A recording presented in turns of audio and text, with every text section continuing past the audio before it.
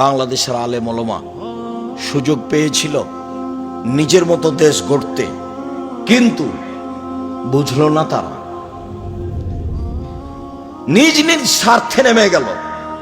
সবাই বসে যারা মনে করে আমরা কোরআন হাদিস বুঝি, হানাফি হোক, শাফি হোক, মালিকি হোক, হাম্বলি হোক, যেই হোক না কেন, তারা যদি নিজ স্বার্থ ত্যাগ করে বাংলাদেশের মাটিতে পরামর্শের ভিত্তিতে নেতা নির্বাচন হবে, এই পদক্ষেপ যদি তারা হাতে নিত, তাহলে যারা গাদ্দারি করছে, করেছে, করবে, এরা সুযোগ পেত না। কিন্তু আমি আর আপনি তো সুযোগ নিলাম না। শুধু খালি ছেলেগুলো জীবন দিল, মানুষগুলো জীবন দিল, পানি লাগবে, পানি লাগবে, পানি লাগবে। মুনাফিকি, এর চেয়ে জুয়াচুরি, এর চেয়ে শয়তানি লুটে খাবে। এই জন্য আপনি ছেলে মেয়ে মানুষ করেছেন। দুঃখিত, এটা চাইনি। লড়বো, মুখে কলমে মিটিয়েই লড়বই ইনশাআল্লাহ। কতটুকু সফল, সফলতা যার হাতে আছে সে বুঝবে। সফলতা যার হাতে আছে ও বুঝবে। অবাক কথা, ক্ষমতা দিয়ে মানুষের চালচলন ঠিক করতে হবে, অবাক হিসাব। ফেরাউন ডুবে গেছে, মাঠ তো দখল হয়ে গেছে। মুসা আলাইহিস সালাম করলেই তো হয়। নদীর উপরে গিয়ে বালুর চরে চরে ঘুরে বেড়াচ্ছেন কেন? আকীদা দিয়ে, আদর্শ দিয়ে, বিদ্যা দিয়ে জাতির পরিবর্তন করতে হবে, এটা আমার দাবি। আপনার ছেলে মেয়েকে নিজের ভাষায় যেটা বলি, মানুষের মতো মানুষ। মানুষের টাকা লুটে খেলো, তখনও মানুষের মতো মানুষ। মানুষকে জেল হাজতে দিল, তখনও মানুষের মতো মানুষ। ধোঁকা দিয়ে, প্রতারণা দিয়ে ওষুধ লিখলো, তবুও মানুষের মতো মানুষ। ইঞ্জিনিয়ারের নাম দিয়ে টাকা চুরি করে নিল, তখনও মানুষের মতো মানুষ। কি করে আপনি বলতে চাচ্ছেন যে আমি চেয়েছি ছেলে মেয়েকে মানুষের মতো মানুষ করতে? ভুল হিসাব। তৃতীয় হলো এইটা। আজকের মতো শেষে চলে আসলাম। আমি চেয়েছি সম্মানিত দিনী ভাই বোন, 5 ওয়াক্ত সালাতে অটল থাকবেন, কোরআন তেলাওয়াতে অটল থাকবেন, আদর্শে অটল থাকবেন। আদর্শে অটল মানে সচ্ছল হই, অসচ্ছল হয়ে দান করব, সবসময় দেওয়ার হাতে থাকবে। 10 টাকা একটা কয়েন, কয়েন বুঝেন কি আপনারা? কয়েন বুঝেন? 1 টাকা, যেগুলো কাঁচা টাকা যেগুলো, সেগুলো 1 টাকা। এটা হলো 1 নম্বর, মাথায় রাখবেন। কেন? ইবাদত হিসেবে এত শক্তিশালী পাওয়ারফুল ইবাদত পৃথিবীতে নেই, এত ক্ষমতা ধরে ইবাদত পৃথিবীতে নেই। একটা থেকে আর একটা ঘটিয়ে দিতে পারে এমন অবাক ইবাদত, তার নাম দান। আপনি টাকাটি দোকানপাটে খরচ করেছেন, এটা আমি চাইনি। সাধারণ খাবেন, থাকা খাওয়া হবে সাদা সিধে, পোশাক পাতি হবে সাদা সিধে, চাল চলন হবে সাদা সিধে। তাহলে এটা ঈমান, তাহলে এটা ঈমান, তাহলে এটা ঈমান। তোমরা শোনো না, তোমরা শোনো না, তোমরা শোনো না। মুহাম্মদ সাল্লাল্লাহু আলাইহি ওয়াসাল্লাম এভাবে বলছেন।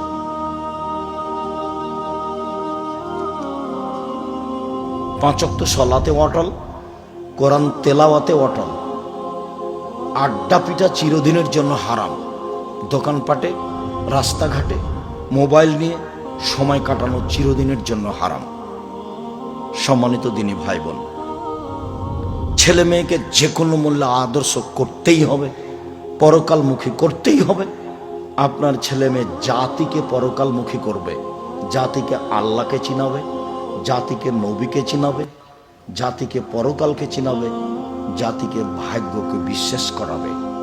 আলেম ওলামা নেমে গেছে ওই করোনাতে। করোনা আমাকে ধরবে কিনা পৃথিবী সৃষ্টির 50,000 বছর পূর্বে লেখা আছে। আর মৌলানা সাহেব বলছে যে একজন মৌলানা আর একজন মৌলানাকে এ সরকারি আইন মেনে চলে, খুব ভালো মানুষ। কি সরকারি আইন? 3 ফুট পর পর দাঁড়াতে হবে মসজিদে। তা বলছে ও খারাপ মানুষ। আমাকে বলছে সবচেয়ে ভালো মানুষ, তা বলছে ও খারাপ মানুষ। কে বলেছে? আর যদি একদিনও কাবা ঘরে পায়ে পা না মিলিয়ে দাঁড়াই, তবু এটাই নীতি, নবীর নীতি কিয়ামত পর্যন্ত পরিবর্তন করা যাবে না। মানুষের নীতির 5 পয়সা দাম নেই। কার নীতি চালু রাখতে হবে সবসময়? মুহাম্মদ সাল্লাল্লাহু আলাইহি ওয়াসাল্লাম। ছেলে মেয়ে এটা করবেন। আপনাকে আমি কষ্ট দিতে চাইনি, বলছি আল্লাহ আমাদের যেসব দিনী ভাই বোন সালাফি কনফারেন্সে উপস্থিত হয়েছিল, তুমি তাদের কবুল করো, তুমি তাদের ক্ষমা করো, তুমি তাদের নিরাপত্তা দান করো, তুমি তাদের আহাল পরিবারকে তোমার রাসূলের পদ্ধতিতে গড়ে তোলার সুযোগ করে দাও। তুমি তো সর্বশক্তিমান, তুমি করতে পারো, তুমি আজিজ, তুমি পরাক্রমশালী, কেউ তোমাকে ঠেকাতে পারে না। তুমি যদি কালকে ফেরাউনকে ক্ষমা করে দাও, তো তোমার বিচার কেউ করতে পারে না। ফেরাউনকে ক্ষমা করলো কেন, এই কথা কেউ বলতে পারবে না। মুসা আলাইহিস সালাম, ঈসা আলাইহিস সালাম বলছেন, ইনতুয়াযিবহুম ফাইনহুম ইবাদুকা, আমি কাউকে বলিনি আমি আল্লাহ, আমার জীবদ্দশায় আমার পরে তারা কি করেছে সেটা আপনি জানেন। আমি মানুষকে বলিনি আমি আল্লাহ, আমার পরে তারা কি করেছে সেটা তুমি জানো। ইনতুয়াযিবহুম ফাইনহুম ইবাদুকা, ওদের যদি তুমি শাস্তি দাও, দাও না, তোমার বান্দা, দাও, তাতে আমার কি? তুমি ওদের যদি শাস্তি দাও তো দাও না, আমার কি করার আছে? দাও, তোমার বান্দা, তুমি দিবা শাস্তি, তো আমার কি করার আছে? ওয়াইন তাগফির লাহুম ফাইন্নাকা আনতাল আজিজুল হাকিম, আর তুমি যদি ক্ষমা করে দাও, তাহলে তুমি পরাক্রমশালী, প্রজ্ঞাময়, তোমার কেউ বিচার করতে পারে না। সারা পৃথিবীর মানুষকে যদি তুমি ক্ষমা করে দাও, তোমার সামনে কেউ মুখ খুলতে পারবে না। তুমি পরাক্রমশালী, তোমাকে কেউ পারে না। আদকে ধ্বংস করে দিয়েছো, সামুদকে ধ্বংস করে দিয়েছো, ফেরাউনকে ধ্বংস করে দিয়েছো, আইকাবাসীকে ধ্বংস করে দিয়েছো, তুব্বাকে ধ্বংস করে দিয়েছো। কত সম্প্রদায় তুমি সময়ের গতিতে ধ্বংস করেছো।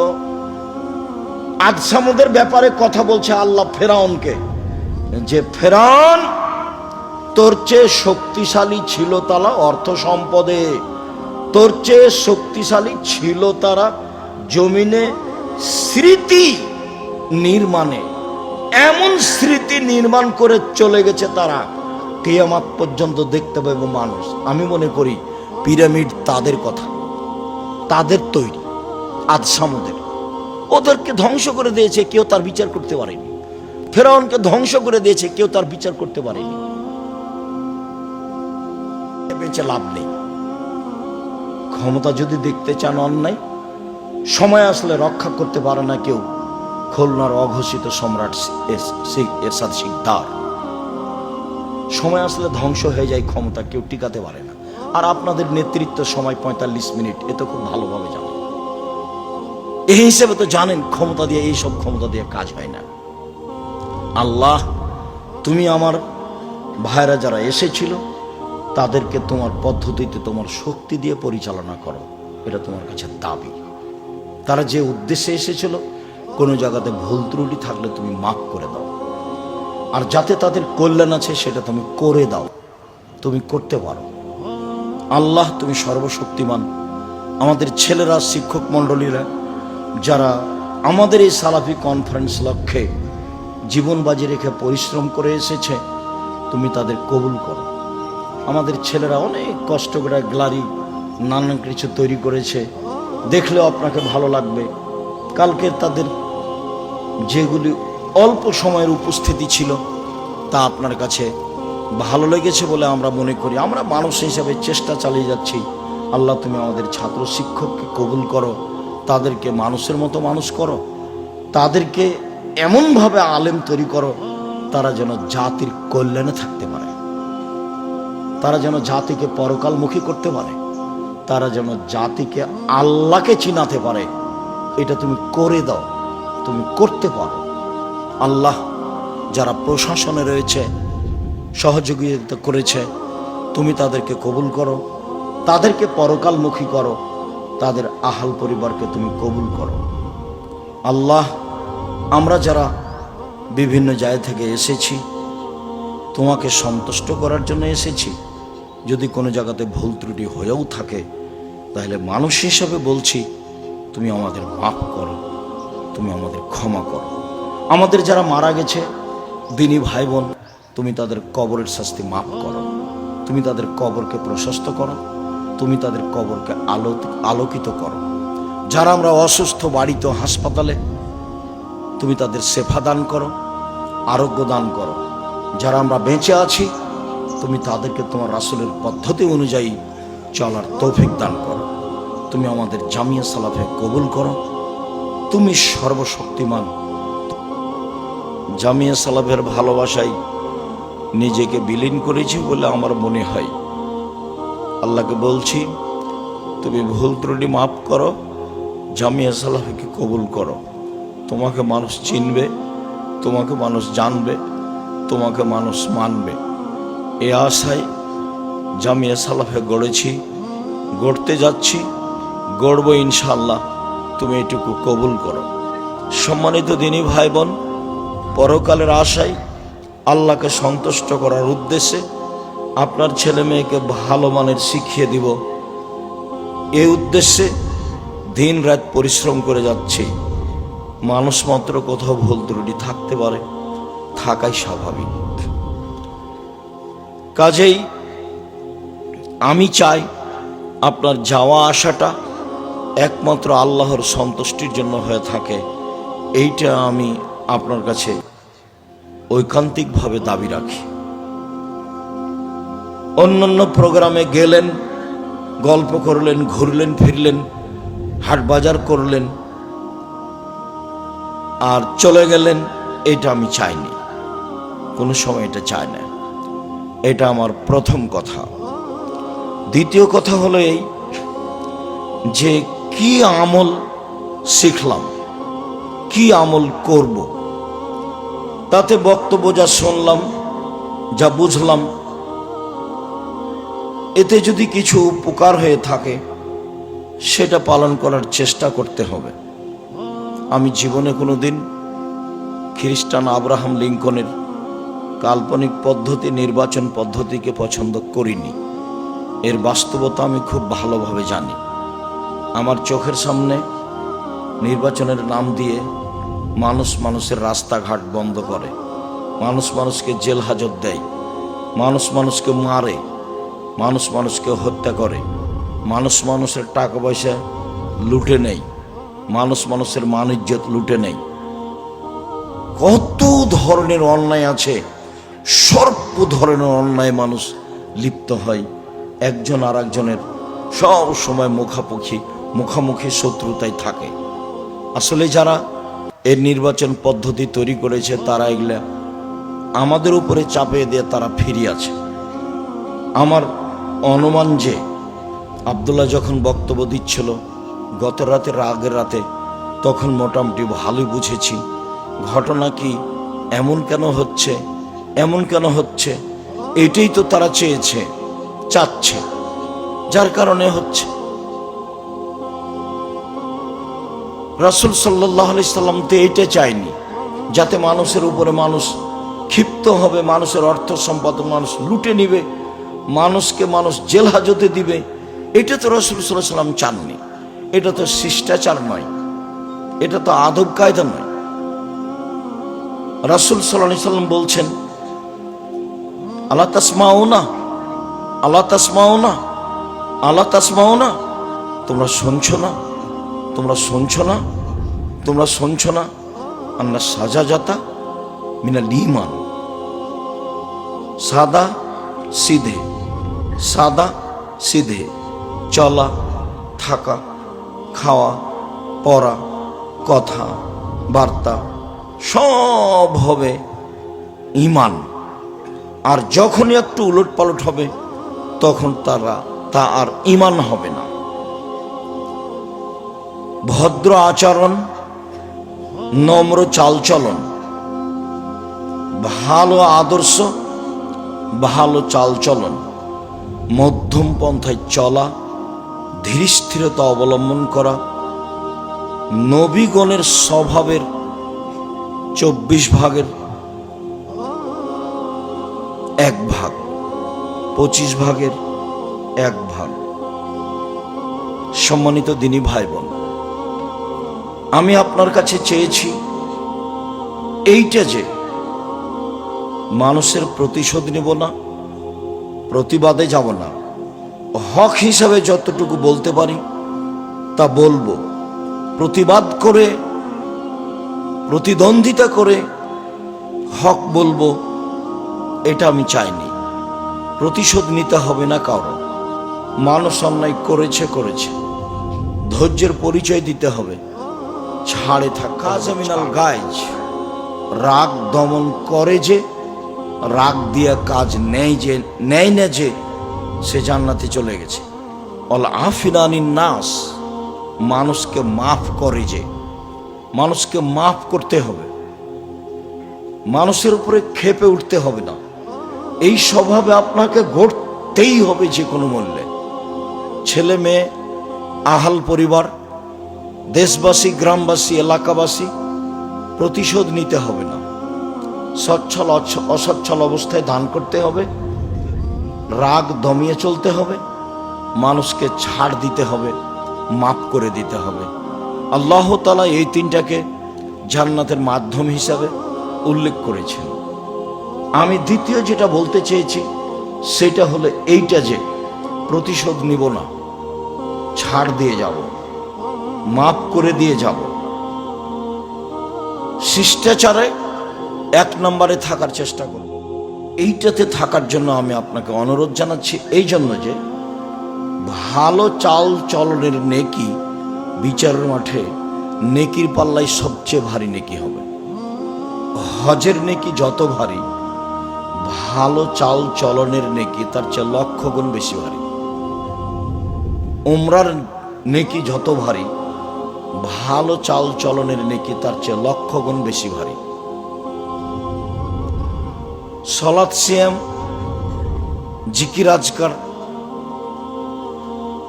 তাসবিহ তাহলিল, এসব নেকির যত ভারী, এর ওজন যত, ভালো চাল চলনের নেকি তার চেয়ে 1000 গুণ বেশি ভারী। মানুষের পাপ নেকি বিচারের মাঠে ওজন হবে মর্মে আমি অনুরোধ জানিয়েছি যে এখান থেকে নিয়ে যাব ভালো চাল চলন। প্রতিবেশী, দেশবাসী, আত্মীয় স্বজন কারোর সাথে মন্দ আচরণে জীবিকা নির্বাহ করতে রাজি নই। কারোর সাথে খারাপ আচরণ করে একদিন 1 ঘন্টা বাঁচতে রাজি নই। জুলুম করে, মানুষের উপর অন্যায় বিচার করে, মানুষের বদনাম গীবাত করে, মানুষের মান সম্মান নষ্ট করে একদিন 1 ঘন্টা বাঁচতে রাজি নই। আল্লাহ রসুল বিদায় হজে অনেক কথা বলেছেন, তার একটা কথা বলেছেন, দেখো মানুষের মান সম্মান হচ্ছে কাবা ঘরের মান সম্মানের মতো।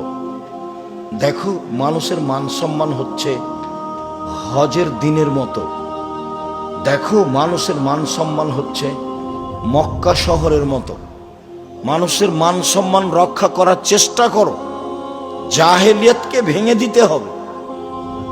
কুল্লু আমরিন মিন জাহেলিয়া, জাহেলিয়াতের যুগে যত অপছন্দ নোংরা নীতি ছিল পুরুষ নারী মিলে, সবকে আমি পায়ের নিচে রেখে দিলাম। এই ভাষণ রাসূল সাল্লাল্লাহু আলাইহি ওয়াসাল্লাম বিদায় হজে দিলেন। আমি দ্বিতীয় চেয়েছি, অবশ্যই আপনি ছাড় দিয়ে, মন্দ আচরণ ত্যাগ করে যে কয়েকদিন বেঁচে থাকবেন, বেঁচে থাকার চেষ্টা করবেন, আমার জরুরি অনুরোধ। 3, আপনার ছেলে মেয়ের উপরে জাতি নির্ভর করছে। আপনি আর আমি যেভাবে ছেলে মেয়ে মানুষ করতে চেয়েছি, এইটা দিয়ে জাতি রক্ষা হবে না।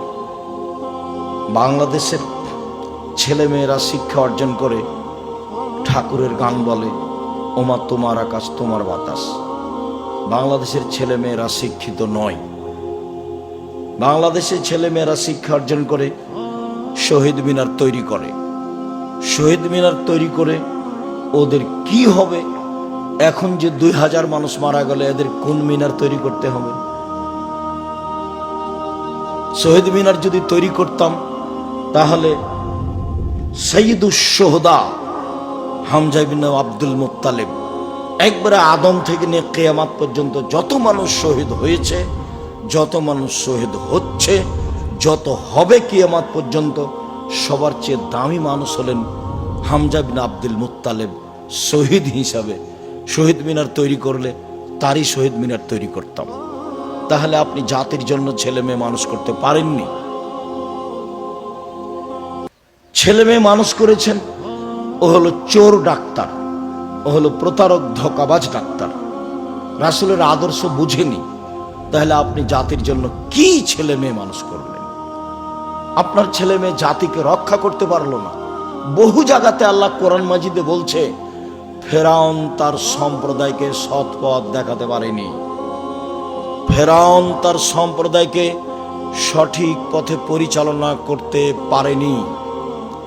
ফেরাউনের এমনিতেই হুঙ্কার আর দাবি যে হামান উঁচু প্রাসাদ নির্মাণ করো, আমি মূসার রবকে হত্যা করব। আমি মনে করছি মূসা মিথ্যার ভিত্তিতে মূসা দিন রাত কাটাচ্ছে, ও আমাদের মান সম্মান নষ্ট করে দিবে। এসব ফেরাউনের এগুলো ফালতু কথা। ফেরাউন জাতিকে রক্ষা করতে পারেনি, এই কথা আল্লাহ কোরআন মাজিদে বহুবার বলেছেন। সে জাতিকে ভুল পথে নিয়ে গেছে। আপনি ছেলে মেয়ে মানুষ করলেন কি করতে? জমি চাষ করে খাওয়াই ভালো ছিল, দিন মজুরি করে খাওয়াই ভালো ছিল। রুচি তো হয় একটা। মূর্খ মানুষও তো ব্যবসা বাণিজ্য করতে পারে, ব্যবসা বাণিজ্য করে খেত। 25-30 বছর যাবত তাকে পড়ালেন, 40 বছর যাবত তাকে পড়ালেন, বিবাহ শাদী দিলেন না। 30-32-35 বছরের বিবাহ শাদী দিলেন, খালি বললেন ইস্টাবলিশড হতে হবে, বাহ, নিজের পায়ে দাঁড়াতে হবে। মেয়েও শিখলো চাকরি করবো, তারপরে বিবাহ। জেনাতে সয়লাভ, জেনার বন্যা। ছেলেও বুঝলো তাই, মেয়েও বুঝলো তাই। এক সময় এই প্রজনন দেখা দিয়েছিল খুব বেশি ভাবে, যার কারণে হাজারো লক্ষ মেয়ে এখন বাংলাদেশে আছে যাদের বিবাহ হয়নি, যাদের বয়স 35, 40, 45, 50। তার মানে ওরা ইস্টাবলিশড হবে, তারপরে বিবাহ। সমাজের সেবা করবে, মাঠে নেমে যাবে। আমি আপনার ছেলে মেয়ে এভাবে লালন পালন করা চাইনি। আমি চেয়েছি আপনার ছেলে জাতিকে রক্ষা করুক। কিভাবে করবে সেটা আপনি দোয়া করেন আল্লাহর কাছে, ছেলে দোয়া করুক আল্লাহর কাছে, এবং সেই মানের বিদ্যা অর্জন করুক। জাতিকে পরকালমুখী করতেই হবে যে কোনো মূল্যে। জাতিকে বুঝাতে হবে মানুষের বিচার হবে, হক বাতিলের বিচার হবে, মানুষের মরণ হবে, মানুষ মানুষের কল্যাণে থাকবে। মানুষ মানুষের অর্থ সম্পদ লুটে নেওয়ার জন্য জন্ম নেয়নি, শিক্ষা অর্জন করেনি। মানুষ মানুষের মান সম্মানের হানি করবে এই জন্য মানুষ জন্ম নেয়নি, এই জন্য শিক্ষা অর্জন করেনি। সব ধরনের জাহেলিয়তকে, বন্যতাকে, বর্বরতাকে, ধোঁকাবাজিকে, শয়তানিকে, জুয়াচ্চরিকে, স্বৈরাচারীকে সব আল্লাহ রাসূল বিদায় হওয়ার দিন পায়ের নিচে রেখে দিয়েছেন, বলে গেছেন জাতির সামনে শিষ্টাচার দিয়ে গেলাম। এক গিলাস পানি পান করলে 5টা বিধান লাগে। আপনি ছেলে মেয়ে এভাবে মানুষ করেন। আব্দুল্লাহ বক্তব্যের এক পর্যায়ে অনেক পরামর্শ দিয়েছিল। তাহলে আমরা এখন কি করতে পারি? জাতিকে বাঁচাতে হলে নির্বাচন পদ্ধতির পথ ঘাটগুলি তো ভালো দেখতে পেলাম না। তো তাহলে এখন আমাদের কি হবে? আমরা কি করব? তো ভালো ভালো কয়েকটা পয়েন্ট উল্লেখ করলো যে আপাতত এইগুলো করি। ছেলে মেয়েকে মানুষ করেন জাতিকে বাঁচানোর জন্য, জাতিকে পরকালমুখী করার জন্য, জাতিকে আল্লাহকে চেনানোর জন্য, জাতিকে মুহাম্মদ সাল্লাল্লাহু আলাইহি সাল্লামকে চেনানোর জন্য। মুহাম্মদ সাল্লাল্লাহু আলাইহি সাল্লামের জন্মদিবস পালন করলো, একবার ট্রাকে উঠে মিলাদ করলো। এটা দিয়ে ও জাতির কি করলো? সিগারেটও হাতে আছে, দাড়িও চাচা আছে, রং মেখে আছে, আর বলছে মিলাদ মিলাদ করছে। এ দিয়ে জাতি রক্ষা হবে? এটা কথা হলো? এরকম করা, হইচই করা, নবীর নামে চিল্লা চিল্লি করা, আর ওমা তোমার আকাশ তোমার বাতাসের আবার পার্থক্য কি? আপনার ছেলে মেয়ে প্রত্যেক দিন সকালে গিয়ে বলে ও কালিমা তোমার আকাশ, ও কালিমা তোমার বাতাস, এটা আপনার সহ্য হয় কেমনে? আপনি কেন একটু পদক্ষেপ নেন না? ছেলে মেয়ে মানুষ করব এই জন্য যে জাতিকে শিরক মুক্ত করতে হবে। ছেলে মায়ের দুধ ছেড়ে স্কুলে যেতে না যেতেই ওর জন্মই হচ্ছে বিদ্যার জন্ম শিরক দিয়ে। কি করে জাতি রক্ষা হতে পারে? আল্লাহকে অপমান করে, নবীকে অপমান করে কি করে জাতি রক্ষা হতে পারে? এটা হয় কি করে?